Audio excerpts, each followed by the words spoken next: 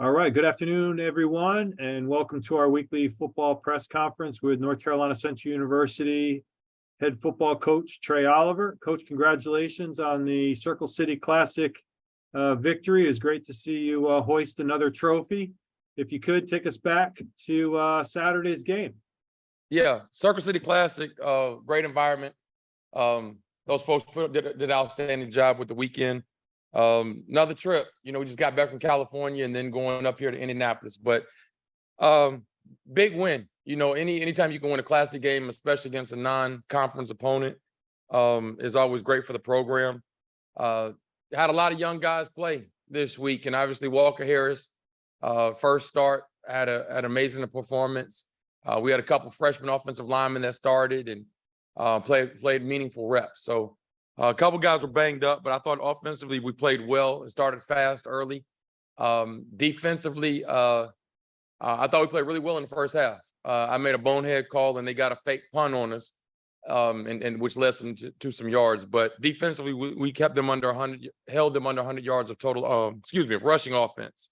And then our kicking game, I thought it was solid. Our coverage units were great. And Adrian had a career long of 47 yarders. So pleased with the performance. Guys in a good place and a little banged up, but we have quality depth now. So that's not too much of an issue. And it was announced earlier today by the American Football Coaches Association coaches poll that the Eagles have moved to number 13 in the nation, which is the program's highest national ranking on the FCS level. What does that say about kind of the progression of the program, and what does that mean to you? Well, we don't pay a whole lot of attention to the rankings because, you lose 1-2 games, you'll be out of the top 25 in a heartbeat. But it's great for folks to see, what we put on the field and our product and people, hold us in high regard, I guess you could say. But I think it's a testament to our coaches and our players. Our staff, I don't call plays and, I do interviews. And so I don't really call plays. So Coach Cord and defensive staff and Coach Leone, the offense staff, and Coach Bennett with special teams, I can't say enough about them. They got the guys playing at a high level. They do a great job with making adjustments throughout the week and halftime adjustments and things of that nature. But very pleased with our staff, strength staff, equipment staff, our trainers. Everybody chips in and understands their role. And our players, they're level-headed. You don't see them getting caught up in, I don't think, in all these news articles and social media stuff. They come to work and, work hard, work with a great attitude. So I can't ask for anything more from the players or staff. All right, we'll open up to questions from the media. First one's from Chris Clark. Go ahead, Chris. Coach, good to see you again. And I know that the MEAC honored was it Harris, Walker, and Olivo, and Simpkins. I want to say it's all honored by them. But backing it up to Harris, first start. I know you always kind of knew that he had that capability, but how nice is it to see it in action on the field, because he hasn't really had a chance to really show it off for a full game like that. How nice is it to have that in reserve, if you will, because not everybody does. It's a blessing. If you have a backup quarterback, that's like you can sleep at night. But I've known how I see him every day, and I know how talented he is, and I knew he was ready, and I couldn't wait to see him perform. Unfortunately, all the times he gets in, we're up or game's out of reach, and he kind of just manages his game. But for him to play in a classic, an NFL stadium, and get his first start, I was excited to see that. I was probably more excited than he was to watch him play. But like I said, he's a 1B for me. We don't look at him as a reserve or a backup. So very pleased with that. And I was joking with him yesterday, and he and Davies, and he was like, "Coach, what else do I have to show you to get the starting position?" And so Davies just chuckled, but I told him he got to delay a game. So he's back with the twos now. All right, our next question is from Caleb Veal. Go ahead, Caleb. Hey, Coach, just looking at the win here, I just wanted to dive in a little bit more of what you were just saying previously about, starting Walker Harris. And I just wanted to know, was there any type of situation you see that you're comfortable with him calling him a 1B? Was there a situation going into the game plan, or was it just how it always is, just preparation with Davies in there? Or is there any difference? Our game plan typically doesn't change regardless of what quarterback is in the game. Both of them really much have the same style play. And Walker is very athletic and can beat you with his legs as well. But, nothing changed as far as preparation. We run what we run and we do what we do. All right, our next question is from Byron Paris. Go ahead, Byron. How you doing, Coach? I'm well. How are you? I'm doing well. I want to talk to you about recruiting in Indianapolis and what it means to really go out there and show what HBCUs can do.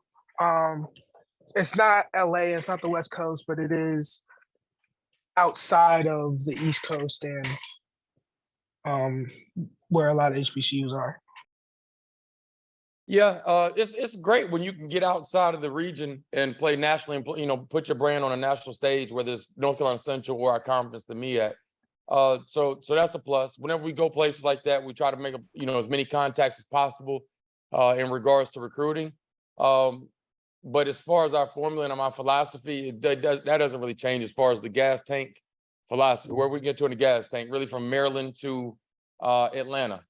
Primarily is the area that we're going to focus on. I just feel that recruiting your region, obviously, when you recruit young men from the region, there's a lot better chance that their families will come to games.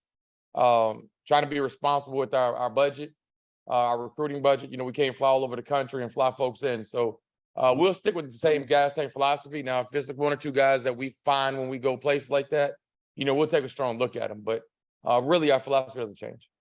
Next question's from Kate Rogerson. Go ahead, Kate. Hey, Coach. Given Walker's success over the weekend, just curious from your eyes what it's been like watching Davius kind of mentor him and what the relationship has been like between the two of them this season. They are very close, extremely close. And, Walker pushed Davius all off season. And Walker got a lot better. And you could see that Davius didn't get comfortable and complacent. He pushed himself to improve as well. So those guys, and I think Coach Leon does a really good job of managing that room, and guys understand their role. They understand what they need to prove in all of this. And when we recruited Josh Jones, a young man from Fayetteville, he came here, and a lot of reason him coming here is he wanted to grow up and be mentored by Davius. So, when guys understand their roles and they're good teammates and good people, that helps tremendously. But Walker let it be known, Davius, you sit over there as long as you want to. I got this. I love the confidence. As you guys turn the page to Campbell and prep, how much do you look at last year's film and last year's loss? New season, new team, but what do you take from last year's experience going into this year's matchup? Definitely new team. They have a lot of new faces on their team as well. Schematically more so than anything, how they tried to attack us. On both offense and defense. So was up late last night watching the film over and over again and looking at some things. So we pay a whole lot of attention to that. And then obviously you look at the last 3 games from this season and compare what they did last year to this year and things of that nature. But we had to be prepared for everything. And I think that on both sides of the ball, we have a better grasp of what we're trying to get accomplished. And I guarantee you we'll play much better than we played last year. Last question. You guys have been busy on the road these past 2 weeks. How excited are you to be back in Durham on your home turf? So excited to be back in the nest. And, our fans are amazing. And our stadium is electrifying on game day. So I cannot wait to get back in the nest and play in front of our home crowd. We'll be able to stay at our home hotel and be comfortable and everything else. So we're excited. I know the guys are definitely excited to play in front of our student body and our fans here. So it's good to be back home. And we have another question from Chris Clark. Go ahead, Chris. Is this another game that you look back on from last year, trying to not so much right or wrong, but get that taste out of your mouth? Because it was only one of 2 losses that you guys had. Yes, very much so. And I'm a very, very, very poor loser. I'm a poor loser. So anytime that somebody gets me, it's going to get circled. But, Campbell's a great program, great team. Coach Mentor is an outstanding coach, and they got a great staff there. I think they do a really, really good job. Never a shot at another school, not of a shot at another conference, but just the competitive side of me. Whenever somebody gets me, I want to get my lick back. So that's what it's about. So we're going to try to get this thing back on track this weekend against Campbell. I think it's only natural to be a competitor like that. But I did want to ask you about stopping Campbell. Their guy under center, Haj Malik Williams, has shown that no matter what defense, no matter how often, no matter what they throw, he's going to throw it. He's going to get his downfield with his legs as well. How do you stop a guy like that? And how much does it help to have somebody as mobile as Davies to, have your defense get a look if that's helpful at all? We don't have anybody on our team that can give us a look like that. Davis has a completely different style. This guy is amazing, and he can make you miss in the phone booth. He has a strong arm, takes care of the football, and he doesn't throw in the coverage. Does a great job of reading coverages and things of that nature. But we've got to do a great job of trying to keep him in the pocket and not letting him extend plays and beating us with his legs. But he is as advertised. He's a great football player. Thank you, Coach. Looking forward to Saturday. Yes, sir. Thank you. And our next question is from JB Ricks. Go ahead, JB. Hey, Coach, as always, we appreciate you taking out the time. I don't have anything spectacular for you. All the great questions were already asked by my esteemed colleagues here, but I did want to get some feedback from you in regards to how your program responded from the UCLA loss. And were there any concerns going into that game in Indianapolis, and how they would respond after being beat like they were against UCLA, and then coming back and putting that same type of performance against their opponent the next week? What was the feeling and the transition going into that, from that loss into this win this past week? Hey, Chris Clark, that was about a 5-part question, Chris. You're going to have to help me with this one. I need some bulletin points so I can touch all these. All right, JB.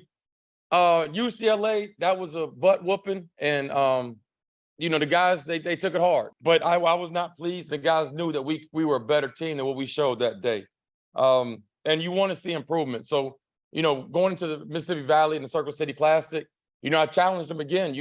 Let's play better this week than we did last week, and the guys were excited to be able to play in a classic and to play against a non-conference school. But I thought they answered. I thought the coaches did a great job with the game plan, and we were ready to roll. So, we'll never get comfortable with losing. So obviously we had a bad taste in our mouth, and we wanted to get that taste out of our mouth when we went up there. But the guys are hungry, and whenever we get an opportunity to play, they're ready. So we're definitely looking forward to this weekend, and I think we'll play well this weekend. All right, 5-point question gets a 5-point response. I appreciate it. Thank you, Coach. Thank you. All right, we've got another question from Kate Rogerson. Go ahead, Kate. Coach, I wanted to ask you about Adrian. He didn't have any field goal attempts versus UCLA. Comes out on Saturday, nails the 47-yarder, his career long. What can you say just about his experience, his leadership, and just trusting him to go out there and knock it down? Points. And I think, we struggle getting the red zone and field goal range against UCLA. But, Adrian's been very consistent, and he's a gamer. He's a gamer. And I'll watch him in pregame, and we'll check his range of things of that nature. But, he hit him well in pregame. And being indoors, I felt really comfortable with, 47 wasn't going to be a problem. So I met with the kickers and specials yesterday, and we were watching film, and he was talking about, Coach, I think that'd have been good from 55. So like, easy, big fella. But, great to have one on staff, great teammate, great team player. And our kickers take it, pride in what they do. They're not just the guys that sit over in their corner and are not a part of the team. They're very much a part of our team. And, we feel very comfortable when we get inside field goal range that he's going to knock them through. Adrian, I see you there. How are you? I'm doing good. How about yourself? Doing great. Thank you so much for taking the time and joining us here today. If you could just give us your thoughts about Saturday's victory at the Circle City Classic. I mean, it was a great experience just knowing that, we went to the Rose Bowl last week, and then we came to Lucas Oil Stadium. And, it was a big opportunity, like, for us as an HBCU to showcase our talent in a NFL stadium. And I think it was a great win for our team because we executed all 3 phases. And that's one thing that Coach Oliver talked about, the week prior, that was the big thing he wanted to do, is have a complete game with all three teams. And I think we executed very well. And it was very thankful for the opportunity to kick a 47-yard field goal in an NFL stadium. You know, not everyone gets to do that in college. That's great. Congrats on that. And our first question for you is from Chris Clark. Go ahead, Chris.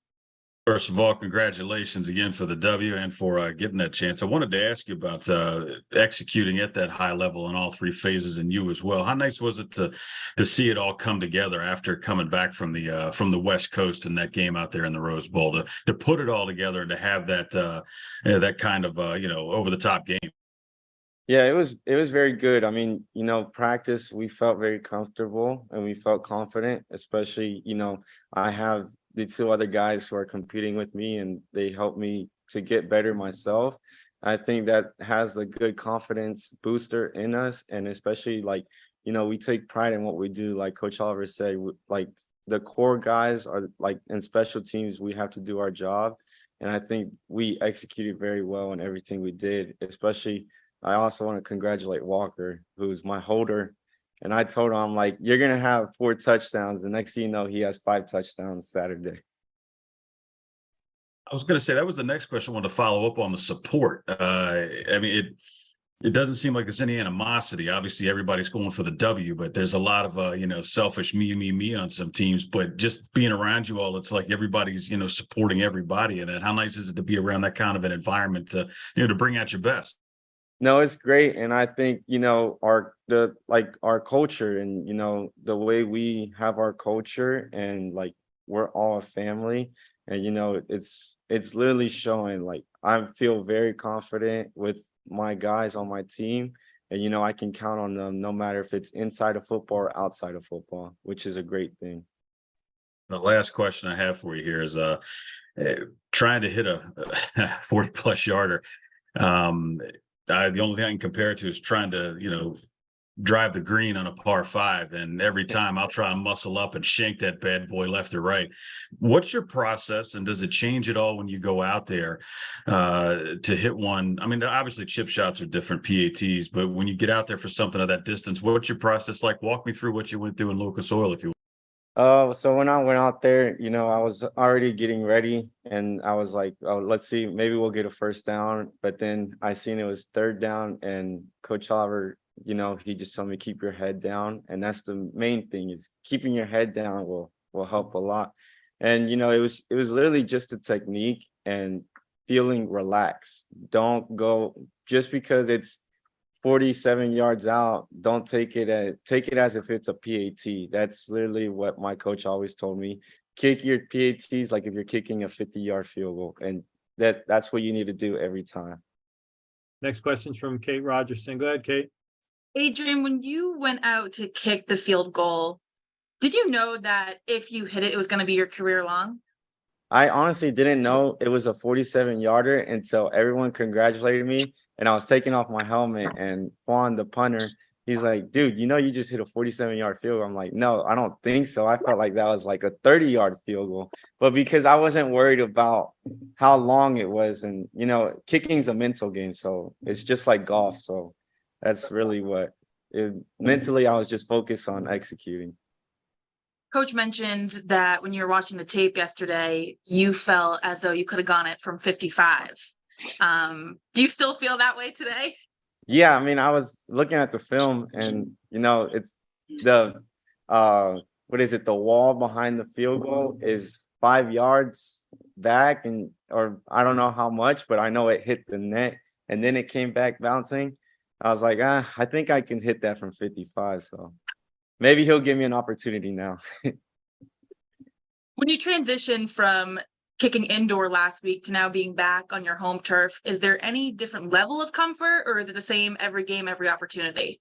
It's the same. Every kick is the same. Every opportunity is the same. You just got to be able to execute it. That's my job, is to execute that one play because that's the only play that I'll get if I get no other opportunities. All right, our next question is from Caleb Veal. Go ahead, Caleb. Hey, Adrian, congratulations on your Player of the Week award. When we were just talking to Coach Oliver, he mentioned his confidence that he has in you, just as a kicker, as you explained the mental side of the game, just what does that do for you as a player, knowing that your head coach has the confidence in you to send you out there to kick however long the field goal may be? It boosts your confidence because it's you get that opportunity, and if you can get his trust, it'll help you a lot, and it'll carry you out through the season. We're going to week 5, and hitting a 47-yard field goal in week 4 goes to show that we have a big season ahead and we can accomplish many things together.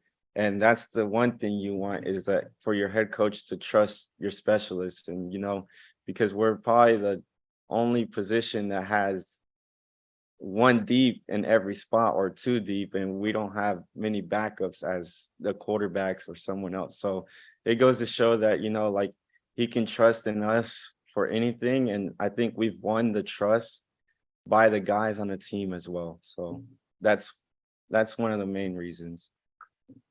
And how much of an indicator is warm-ups for a kicker as yourself? Like how much preparation do you put into warm-ups, and how does it tend to really gauge how well the game will go for you?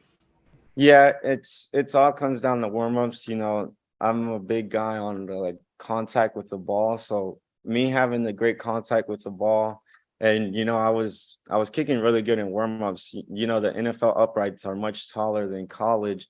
So I was putting it about almost at height of the NFL uprights. So I was like, you know what, today might be the day. And I had about 30 family members out there. So, kicking a career long with 30 family members out there, it was an amazing experience. Our next question is from Byron Paris. Go ahead, Byron. Caleb talked about this, but can you explain what honors being selected as a MEAC kicker of the week? Can you explain to me what that means to you? It means a lot because it goes to show that my work is being shown, and one's not enough. I'm trying to I talk to B Cod, I talk to Juan, any of the other guys, and I tell them, you know what, I'm going for every single one that I can get this year. I'm trying to break my own record of getting more than 5 to 6 special teams player of the weeks. And speaking of breaking records, you're 50 points away from matching the school's career scoring record. Is that something that you've thought about, and what would that record mean to you? I thought about it at the beginning of the season, and I was like, what, I have to focus on 1 point at a time because I can't get caught up on the accolades or whatever else comes after, 1 kick at a time. But it would mean a lot just because, the last time this was broken was 2008.